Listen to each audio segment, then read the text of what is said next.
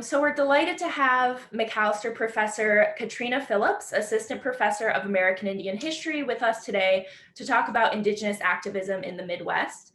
Professor Katie Phillips is an enrolled citizen of the Red Cliff Band of Lake Superior, Ojibwe. She earned her BA and PhD at the University of Minnesota and teaches classes on American Indian history and the history of the American West at Macalester. Her first book, Staging Indigeneity, Salvage Tourism, and the Performance of Native American History, is scheduled to come out at the University of North Carolina Press in spring 2021.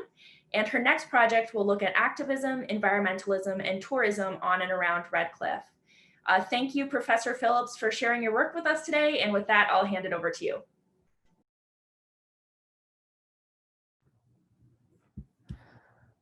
All right. Hello, everyone. Buju Nijiwag, Nimenwenda Mayawan Omanungum, Gnujo Gimakwen, Indigenous Kaz, Anishinaabe, Mangadash, Katrina Phillips, Indigenous Kaz, and Jaganashimang, Makwan and Dodem, Minoa, Wikuyang, Nambinge Biigaz, Miigwech Bizindawe Nungum.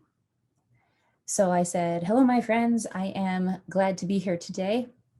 Tall Chief Woman is what I am known as in Ojibwe, and Katie Phillips is my English name. Thank you for listening to me today. I also said I am Bear Clan and enrolled at Red Cliff.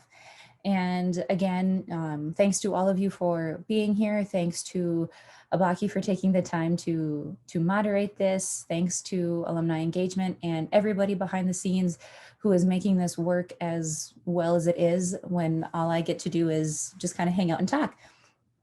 And so I'm just going to give kind of a short presentation today to make sure we leave room for questions.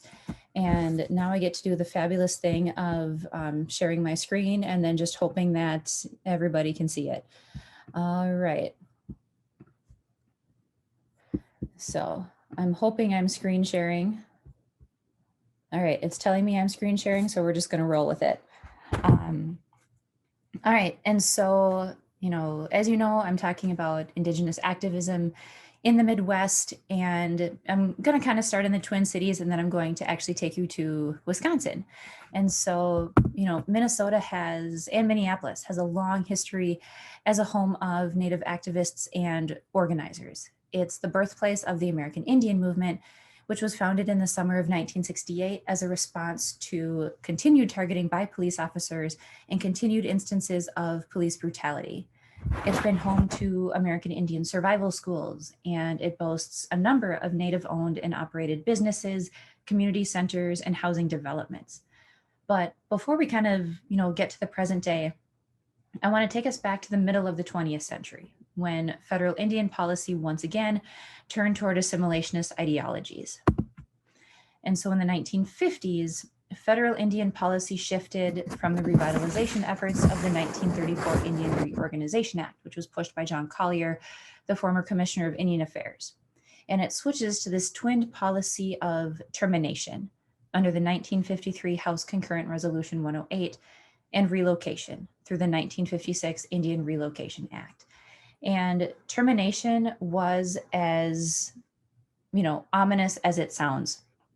It severed the treaty guaranteed relationship between more than 100 Native nations and the federal government.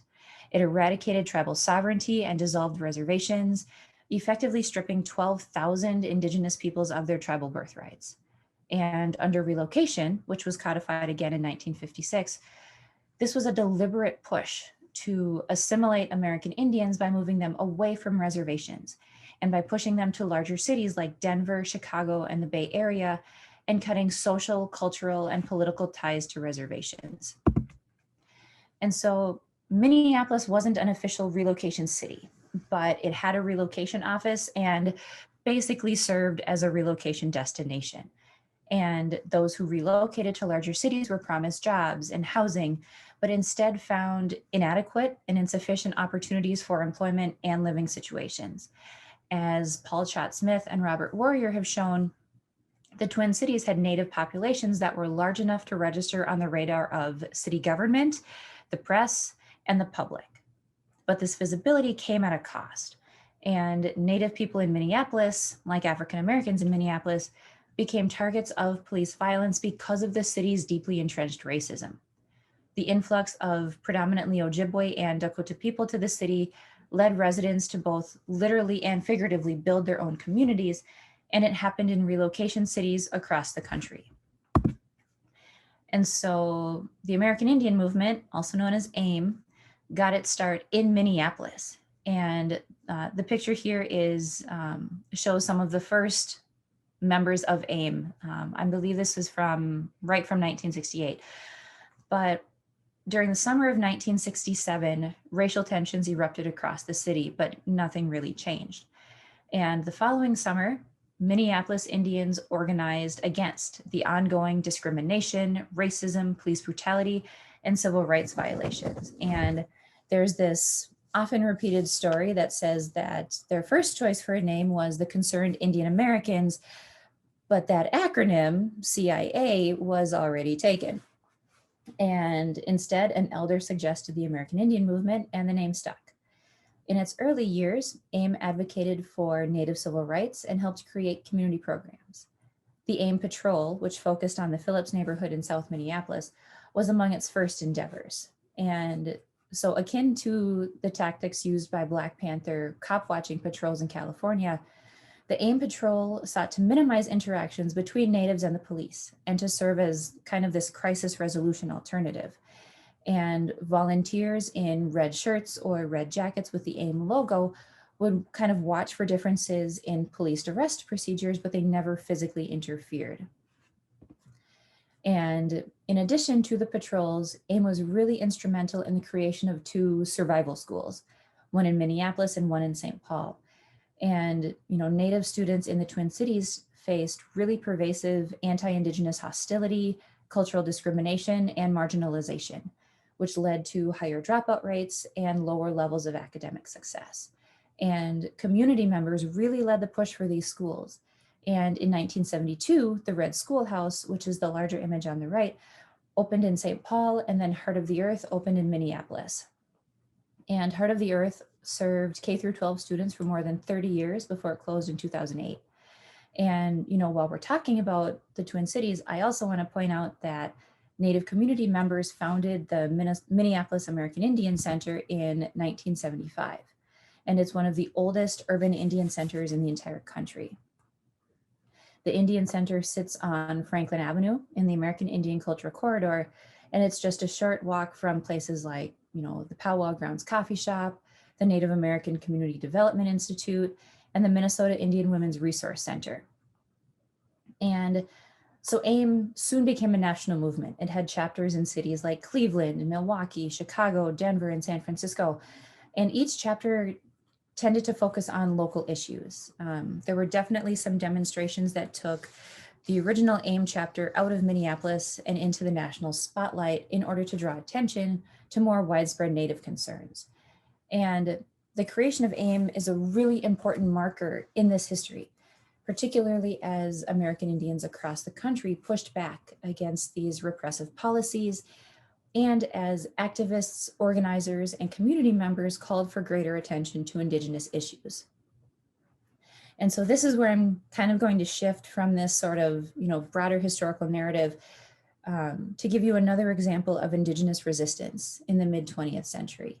And, AIM is a really critical component of this historical moment, but we also miss a lot if we only look to AIM as the only source of activism and resistance. And it's also a little selfish on my part, but that's because I get to tell you a story that I've been learning about my grandma. And I've been doing a lot more research on this for what will hopefully become my second book. And I hope you find it as interesting as I do. And so when I was in graduate school at the University of Minnesota, I got this big manila envelope from my uncle, from my mom's brother. And the envelope held copies of newspaper articles from the 1960s, and there was a photocopy of several sheets of congressional testimony. And so this was not at all what I was talking about for my dissertation. So I sent my uncle a thank you card and just stuck the envelope on my shelf. But a couple years later, as I was still working on my dissertation, I kept thinking about this envelope. And I had figured my uncle had just sent it to me because I'm a historian and it's what we do. But I honestly never really looked that closely at what he sent. And so like I dug the envelope out from underneath all of the books that had gotten stacked on top of it. And it took me a little while, but I started to realize the magnitude of what my uncle had saved for decades and then had shared with his academic niece. And it was a family story of resistance, and one that has shaped not only who we are as a family, but has also helped shape the lives of countless other people. And so, as we mentioned before, I'm an enrolled citizen of the Red Cliff Band of Lake Superior, Ojibwe. And so here on the map, you can see where Red Cliff is, and then you can also see the Bad River Reservation down by Ashland. And that's also an important part of the story, which is why I have both of them on here. So our homelands sit along the south shore of Lake Superior, the place we call Gitchigami. And our creation story tells us that we came here many centuries ago from what's now the eastern part of North America. The Ojibwe moved to the Straits of Mackinac from the St. Lawrence River, and by the early 17th century, some had settled what would become the village of La Pointe on Madeline Island. And you can also see La Pointe on this map here.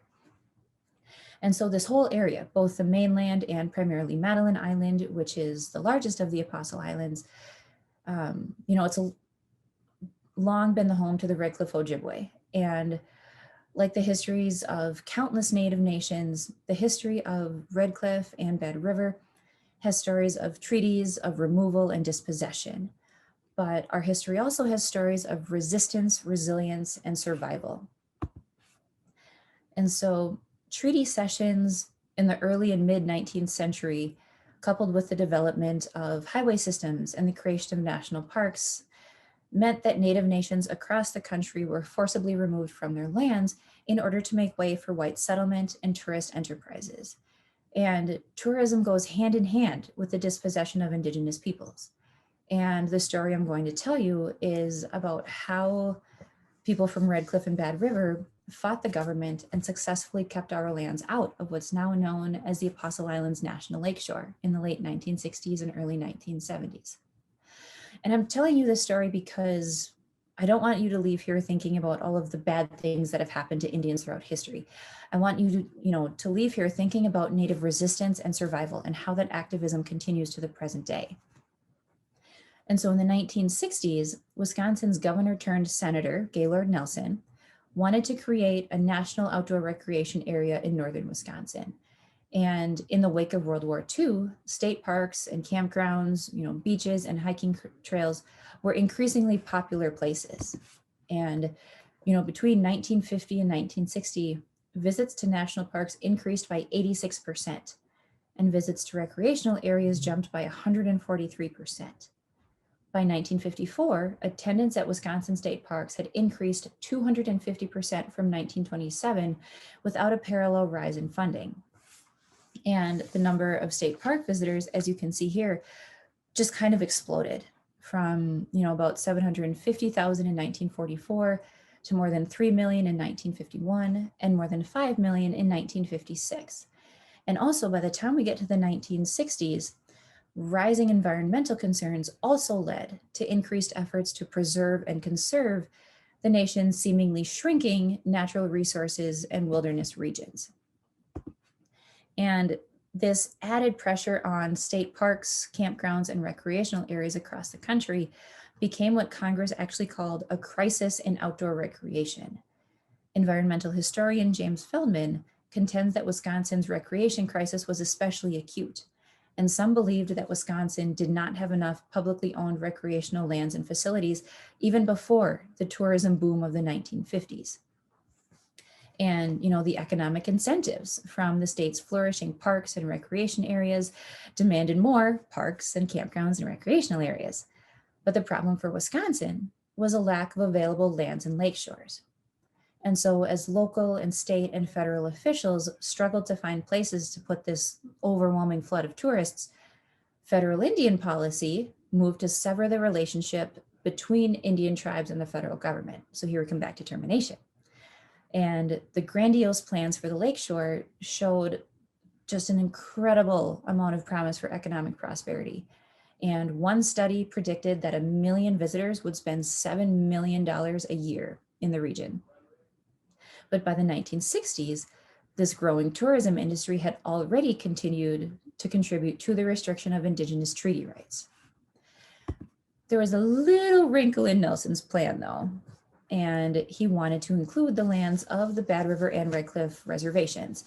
And he kind of figured it wouldn't be too hard to get the Ojibwe to cede their land. But it would take years before the Apostle Islands National Lakeshore became a reality. And even then, it was just a fraction of what Nelson had dreamed it would be. The House and the Senate held a combined 4 hearings on the proposed lakeshore between 1967 and 1970. And the voices of Ojibwe women, including a number of women in my family, were among those who rose in opposition to Nelson's plan to usurp Ojibwe lands. And so at a hearing in Ashland, Wisconsin in the summer of 1969, my grandma, Margaret Pascal, went on record to say, "I oppose the National Lakeshore Park." She continued, arguing that the land is the only thing we can associate our heritage with. And a few months earlier, in March of 1969, my grandma and the tribal chairman, Philip Gordon, had flown to DC to testify against the lakeshore. And in March, she had told the subcommittee, "We are aware of the kind of pressure the government uses in its negotiations. We resent the statement of the senator," meaning Gaylord Nelson, "that our views can be easily swayed." And so in addition to my grandma, 2 of my mother's aunts and a sister of one of her aunts were among those who spoke at the hearing. These were the women who would do that, my mom told me a little while ago. This is what they had to do, so they went and did it. And in 1967, at the first hearing, Ideal Duffy, who was from Red Cliff, asked for assurance that, quote, "At no time in the near future will any of these boundaries ever be changed so as to include the rest of our land, our little village of Red Cliff." And so my mom's aunt, Sis Nawago, okay, so Ideal's sister, Sis and Ideal were sisters. And so Sis had married my grandma's brother, Sammy. And so Sis said that she saw, quote, "Nothing good for my people if this park did go through. Why don't you use some of the money you would put into the park and pay us Indians the money we were promised for lands that were taken from us many years ago?" And so Red Cliff Tribal Council member Caroline Nawago, who had married my grandma's brother Vincent, hope you're able to follow this. I feel like I should have done like a family tree. And so Caroline refused to let the Lakeshore claim her land as well. And so both Bad River and Red Cliff tribal members spoke out against Nelson's plan for the Lakeshore. And I don't have time here to go through all of their testimonies because there's over like 1,000 pages of testimony. But I've also deliberately chosen to focus on the voices of Ojibwe women. Victoria Goki was another Red Cliff Ojibwe woman who testified in Ashland in August of 1969. And she was descended from one of our most famous leaders, Chief Buffalo, who was 90 years old in 1852 when he traveled from La Pointe, Wisconsin to Washington, D.C. by canoe, by steamboat, and by rail to protest the federal government's push to remove the Ojibwe from their lands. If you're seeing a common theme here, that's hopefully what you're seeing. And so in her testimony, she said, "I would like to dispute the gentleman who welcomed you to God's country. This is not God's country. It is Indian country." And later in her testimony, she told the committee, "We already gave you everything we had, Wisconsin, Michigan, and Minnesota. I do not know where you are going to push us. Out into the lake?" And so the battle over this lakeshore reached beyond the borders of the state. And the National Congress of American Indians, the Great Lakes Intertribal Council, and the Association of American Indian Affairs also lent their support to the Ojibwe. And by the fall of 1970, the House and the Senate concluded that the lakeshore could not be approved without Ojibwe support. And President Richard Nixon, who was the 3rd president to handle Nelson's lakeshore proposals, signed the bill designating the Apostle Islands National Lakeshore in September of 1970.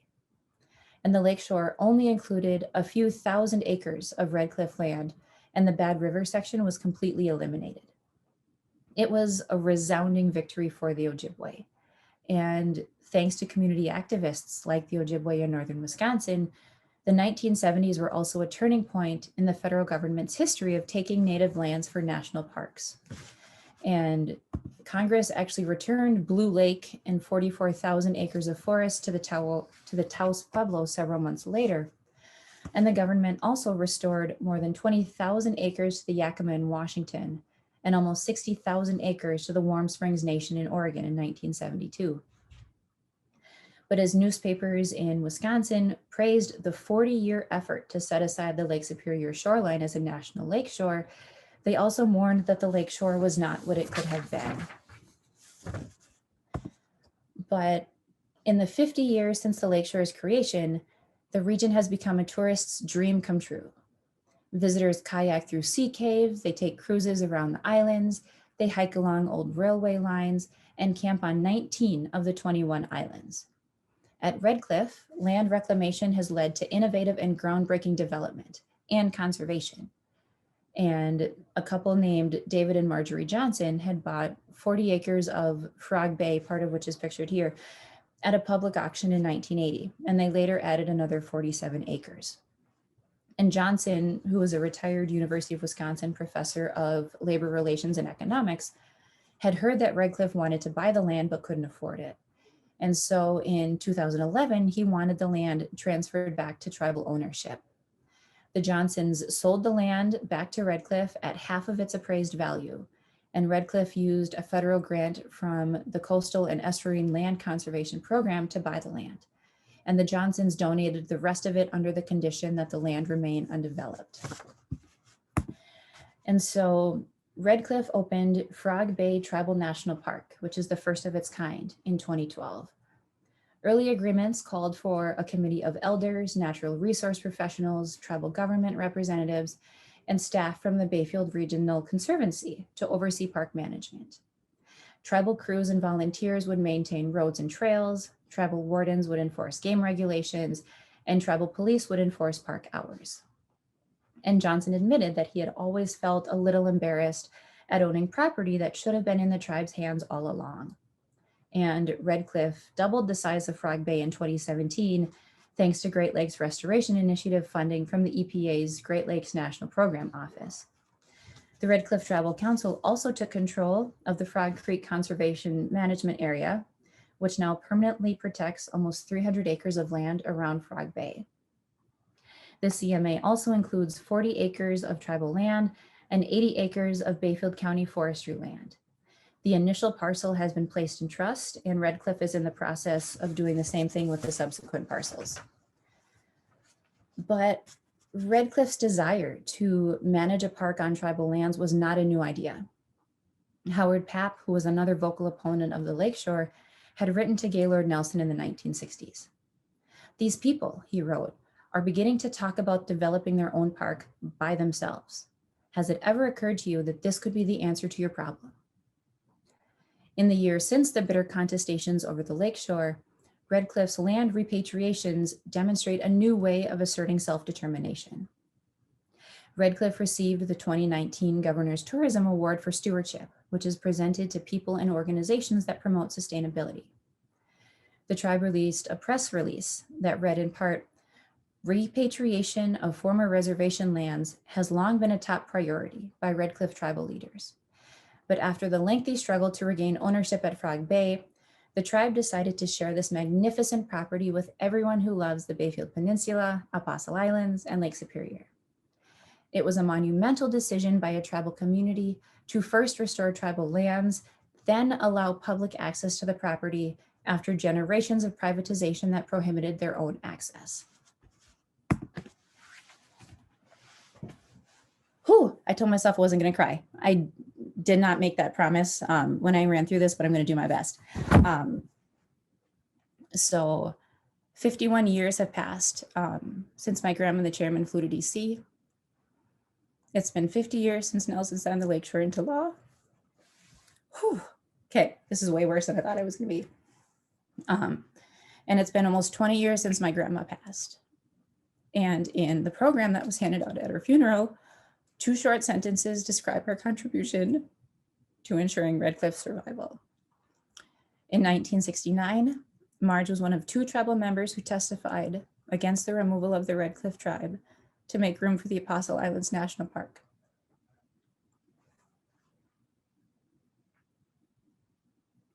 The Red Cliff tribe remains in its homeland still.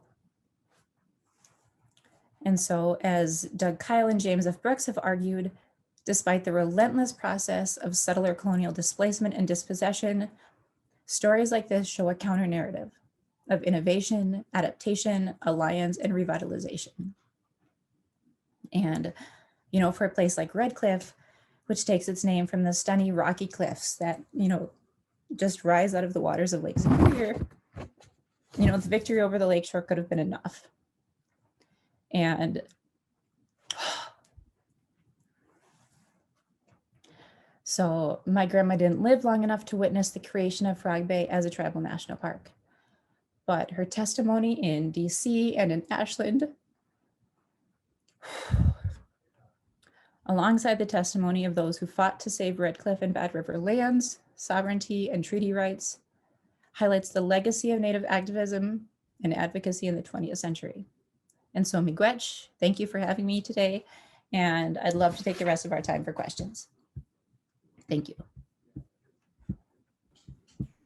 Awesome. Thank you so much, Katie. I really, really loved that presentation. I think based on the comments we're getting, a lot of people really enjoyed it and found it powerful as well, particularly sharing your own family story. And I think a lot of Native people, if we look back, find similar stories of resistance and resilience within our own families. This is a much smaller example, but I remember in middle school when I was interviewing my grandma about, the assignment was just interviewing your grandparents about their life, essentially. And one of the questions we were supposed to ask them was, were there any bullies in your school? And my grandma said, well, I was the bully. I was always punished for speaking English because she went to a boarding school, an assimilationist government boarding school. So, from her perspective, she was a quote unquote bully because she was always getting in trouble with the nuns and was always speaking Blackfeet instead of English. But, looking at it, even when I was in middle school, viewing it from the perspective of, oh my God, that's, resistance against white supremacy and settler colonialism. And I think many people have those stories in our families, and I'm so grateful that you shared that with us, as well as kind of the broader context of Indigenous resistance. A lot of the questions we got both before the webinar and in the questions were related to kind of linking the connection between these histories of resistance and resilience to contemporary racial justice protests. I think you can see that both with kind of contemporary land repatriation movements, as well as movements against police brutality. So I guess just for the first pretty broad question, could you discuss the intersection of current racial justice protests and Indigenous activism? One person commented, quote, "We saw at the George Floyd protests that a group of Indigenous women jingle dress dancers sanctified the corner where George Floyd was murdered," unquote. And they also asked, what role does religious practice or religious understanding play within Indigenous protesting? But yeah, could you talk about kind of that broader connection between these histories of protest and what we're seeing today? Yeah, and so I think one thing that is really important for people to recognize is that, these protests, yes, they're so much more visible now, particularly because they're everywhere on social media, right? But I think the fact that these protests are continuing is just kind of demonstrating what, Native people have been fighting for centuries, right? And I think when we still see, when you look at No Dapple, when you look at, Mauna Kea, when you look at, all of these different movements, right? It's about activism. It's about resistance. It's about, wanting to protect yourselves and your communities and your lands. And I think, I don't love that the protests have to happen, but I think the fact that Indigenous people are so present and so visible at so many of these protests, I think is a great way to just make sure that people are even aware of Indigenous issues. So, and that it's, promoting conversation, right? And that people are asking questions and they want to know, how to be an ally, who can I support? How can I amplify this message and things like that? Yeah, definitely. The other kind of group of questions we got were specifically about kind of repatriation and land reparation work. So can you talk, I guess just a broad question, and then a few people had questions specifically about the land you were talking about. But could you just talk about contemporary land reparation or return work that you're aware of, either in your own community or just in the United States in general? Oh, that's a really good question. So I think there are, I can't think of any like right off the bat. It's like, I'll see it on Twitter and get super excited about it, or I'll see something on Facebook and things like that. I think there are definitely, instances where it's happening, where it is, the repatriation of land. Um, I think across the country, it's not an easy process by any means. It's often really expensive, which is ironic, right? That Native nations like Red Cliff, right? I love the work they're doing up there, but they've had to buy their own land back. Yep. And so I think for a lot of Native nations, that's the biggest struggle, is kind of that economic hurdle for it. Mm-hmm. Um, but I think it's also amazing. I think we should think about, repatriation and reclamation on a much broader scale as well. If you think, how does this tie into, um, food sovereignty? How does it tie into the reclamation of these traditional foods and cultivation practices? And, if you look at what Dream of Wild Health is doing, right, in the Twin Cities, I think it's a great way to just kind of, I think, broaden our understanding of what land back means. Yeah, definitely. Someone else asked, we camp almost exclusively in state and national parks and forests in Michigan, Wisconsin, and Minnesota. Should we have avoided or avoid those locations whose creation was part of the movement to strip lands from Indigenous people? Although I would argue that all land in the United States is Indigenous. No matter where you are, you're on Indigenous land. And are we continuing to cause damage and pain by patronizing these parks? Dang, these are good questions. Holy smokes. And so I guess I would argue that it's not furthering any damage, right? Like, people who camp or who hike in any, state or national parks, they're not actively involved in the removal of Indigenous peoples. But I think, understanding whose land you're on when you go to these parks, I think is a much more important approach, because I think one thing I kind of get hung up on is, what's the dream versus what's the reality, right? Will all of the state parks in Minnesota be returned to the Ojibwe and the Dakota? No. But, can we learn about, what can we learn about them?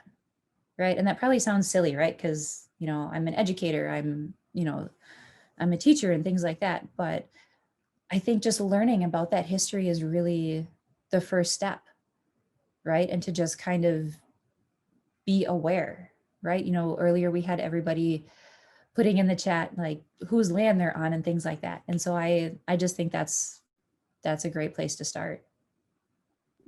I think one thing that's important as well, if you don't mind me adding, Go for it. also recognizing that depending on the state or national park you're in, the local tribes may have specific, sorry, my dog is eating, may have specific rights that non-native people or people not within those tribes have. So for example, in Glacier National Park in Montana, which borders the Blackfeet Reservation where my family is from, legally we don't need to pay to enter the park. We can just show our tribal IDs to get access to the park, because in treaty rights, that's something that we maintain access to, gathering traditional foods and medicines within the park, which non-native people who go there aren't supposed to take anything away from the parks. But I think also, across the United States, there are different rules based on historical treaties that tribes and tribal people have different access to these spaces, even if we're not able to completely reclaim the spaces, that again, we're able to gather medicine or gather food there or practice ceremonies there that we've been practicing for generations. Alrighty. Um, so another kind of chunk of the questions were just to hear a little bit more about your work specifically. Um, so one person asked, so looking forward to your next book project. Can you speak about your forthcoming book project by UNC Press, which will be available this spring? Okay, fine. I'll talk about what I write. So my first book is called Staging Indigeneity, and it's looking at something I call salvage tourism and the performance of Native American history.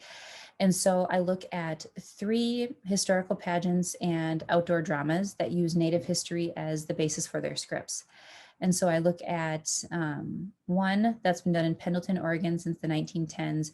Everybody laughs at me when I say this name, but I'm not the one who named it. It's called the Happy Canyon Indian Pageant and Wild West Show. Yes, it's a thing.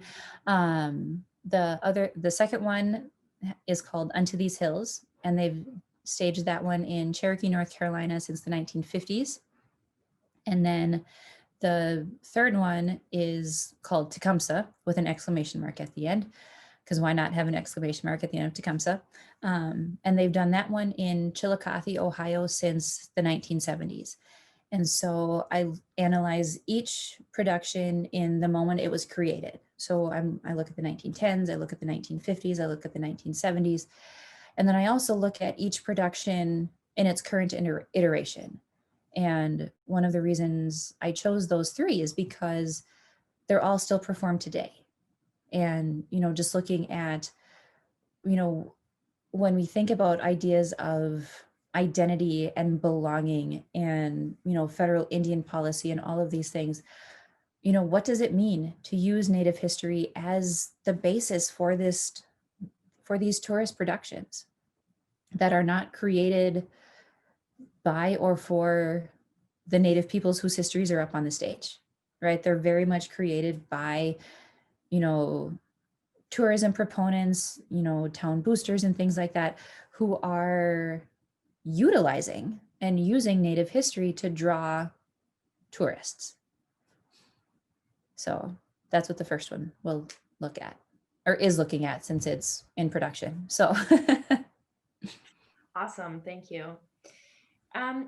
Quite a few people, since they're Macalester alumni, also ask questions about kind of the current status of teaching these histories at Macalester. I remember when I was there, which was pretty recently, I graduated 5 years ago. You were, I think it was your first year, my senior year. And other than that, there was a few professors who would teach a semester, a course or two. But could you talk about kind of how Macalester is incorporating Native histories into the curriculum or into kind of more general campus practice? yeah, so there are, so I'm in the history department, but there are, we've got some folks in the sociology department who teach kind of, indigeneity more broadly. I saw Kiri asked a question. Hi, Kiri. Kiri is teaching at Macalester right now, and her work is just phenomenal. All of my students are like just so in awe of the work she does. And so, I would say that there are definitely kind of like pockets of folks who teach about Indigenous issues or representation or, political issues and things like that. There definitely aren't a lot of us, but I think the fact, if you look at the numbers of students that we all get in our classes, it's definitely something that Macalester students are interested in, they're excited about, and that's just something that's really thrilling to see. And, there aren't, Abaki, there aren't a lot of Native students on campus, but our new president is hoping to start an initiative that will work on kind of recruiting domestic students from underrepresented populations. in addition to, the wonderful international student draw that we have. And so it's my hope that, Native students are part of that conversation, right? I can see somebody just asked how many Native students we have. I I know of maybe half a dozen or so. It's always kind of tricky because we'll have students who know they're Native, but they might not, be able to trace their ancestry because of adoption and, family trauma and things like that. Or we have other students who it's not how they identify. And so it's not something they really want to think about or reckon with and things like that. And of course, I totally understand that. But yeah, it's definitely very much kind of a small but mighty crew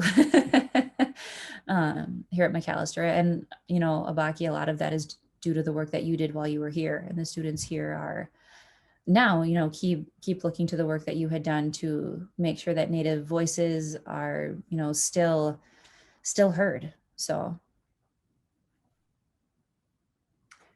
Neely just said that institutional data shows there are currently 36 students at MAC who identify as Native American. But that's as awesome. when I was at Macalester, there were 3 people who were involved with Proud Indigenous People for Education, which is PIPE, which is the Native American Student Org.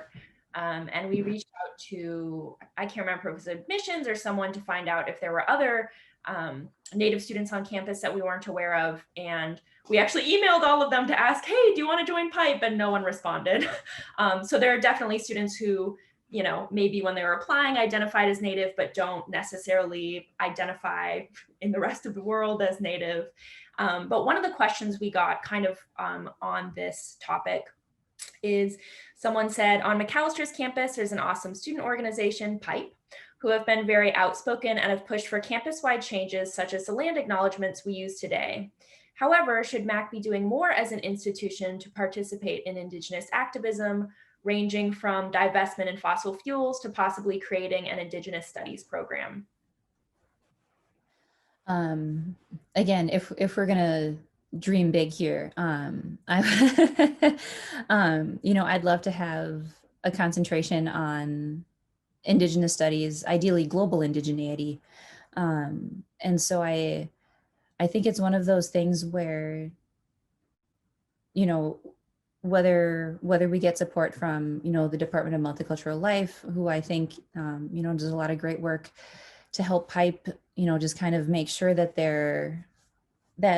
potential students are aware, right? And again, I would say that not all of this is on Macalester, right? Like if we look at, how many Native kids graduate from high school, if we, think about how many actually go to college, if we think about how many actually know about places like Macalester, like I had never heard of Macalester, right? And so I'm not going to put all of this on Macalester. I think it just speaks to the broader issues of, post-secondary education, right? And what that means for Native students. If there's a tribal college or a community college close by that allows them to stay much more connected to their families and cultures, that might end up, being what they choose. And so I think that's definitely, it's not just Macalester. It's very much, I think, a nationwide issue. So Yeah, definitely. Well, we have about 12 minutes left. So I guess the next set of questions that people had were kind of more broadly on education. So what do you think are the most important elements of the legacy of the American Indian movement, is what they asked, but I would say, or just broader Indigenous activism in general, for today's youth to keep in mind? oh my goodness, I love these questions so much. um, I think what's really important is, one, to even recognize that AIM existed and still exists, right? In the wake of, the murder of George Floyd, so Chicago and 38th isn't all that far from the American Indian Cultural Corridor. Like if you're walking, it's like 20, 30 minutes to walk. And the AIM patrol was actually really instrumental in protecting the cultural corridor, protecting the businesses and the organizations and the people living there.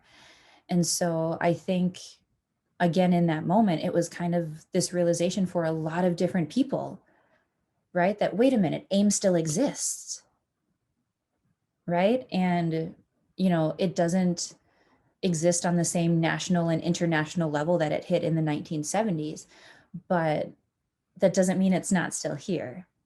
And I think that's the biggest thing to recognize, is that AIM has never gone anywhere, right? It's still in Minneapolis. I'm not sure what the presence is like in, some of the other cities that had chapters, but I can say with a lot of certainty, right, that like it is still very much a thing in the cities. And I think that speaks to the legacy of Indigenous activism. Yeah, absolutely. So we have time for about two more questions. Um, so what can white social studies teachers like myself, they put in parentheses, or excuse me, how can white social studies teachers best teach about these topics? Oh my goodness. So if we're thinking about Indigenous resistance and activism, um, I would say that there are, I would check out Dr. Debbie Reese's blog, American Indians in Children's Literature. It's just an incredible resource. Anytime anybody asks me for book recommendations, that's where I send people, because she will either have books that she highly recommends or ones that she kind of wants people to stay away from. Um, so that's a place to start. There's the Digital Public Library of America, which is a phenomenal resource that has literally millions of digitized archival pieces. And, it could be a great way to get students involved in, looking at the story of AIM, right? Looking at Indigenous resistance in the 1970s. But I think the biggest thing is just, ensuring that students are aware of the fact that Indigenous people still exist. Because if you think back to textbooks, I haven't looked at a textbook in a long time, but I mean, if there's anything on Indians in the 1960s, like they might get a sentence in there, but it's just not on anybody's radar. And so I would honestly say that anything you can do to bring Indigenous ideas into the curriculum would be great. And, people can find me on the McAllister website. I'm happy to, answer questions, have more of these conversations, direct people to resources. Oh, thank you, Marga. Marga just put Dr. Reese's blog in the chat. So thanks, Marga. Awesome. And as our final question, kind of similar to the last one, but a little more broad, do you have any calls to action for non-Native people in terms of how they might better support Native activism today? Oh, that's such a good question to end on. So I think one great place to start is to amplify Indigenous voices. Find people on Twitter that you can follow, find activists and, community advocates. If you I mean, it's such an easy thing to do, right? Like if you're going to be on your phone anyway, you might, instead of just like doom scrolling Twitter, you can, find Tara Houska or Dallas Goldtooth, or, there are so many people that talk about these issues. And I think amplifying people's voices is a great way to start. Another thing, if you're able to, is to donate to organizations to help them continue the work that they're doing. You can find organizations, if you're here in the Twin Cities, but even if you're out of state, I mean, there are national organizations that you could donate to and causes to support. And I think I was going to say those are easy ways to start, recognizing that obviously not everybody can contribute financially. But I would start there. You know, if there's a subject that you're really interested in, you know, read some books. Somewhere somebody mentioned, you know, David Troyer's new book, which is obviously great. There's, you know, um, you can look at books from the Minnesota Historical Society. Their press puts out a lot of great things. Your Um, UNC Press, shout out. You know, University of Minnesota Press. And, you know, I think a lot of those books you can get at your library, right? And so, you know, a lot of them are on Kindle and things like that as well. And so it's, I think those would be my best ones would be um, find social media people to elevate, donate if you can, and read some books, which probably is not surprising as a historian that I'm telling people to read books. all great suggestions, especially for people who want to learn more and figure out maybe if there's a specific area they're most interested in supporting or organization they're most interested in supporting. Well, thank you again, Professor Phillips, for sharing with us today. I really enjoyed both your presentation and the discussion. So thank you so much for joining us. Thank you for the audience members for joining us and engaging as alumni and community members. We really appreciate your commitment to Macalester and the time you've taken to come together. As I mentioned at the beginning, we'll be sharing a recording of this video and the links that we discussed in the chat on the MAC Together webpage. And the MAC Together webpage also has a great list of resources on how to support racial justice, which includes campus-specific resources, Twin Cities resources, and broader educational resources on racial justice and supporting POC communities. So our final request for all of you is we're going to be sending out a post-webinar survey. And if you could all share additional conversations you'd like to have or ways you'd like to connect with the Macalester community, that would be great. And yeah, in closing, thank you again to Professor Katrina Phillips. And I hope you all have a really wonderful day and enjoyed and learned from this presentation.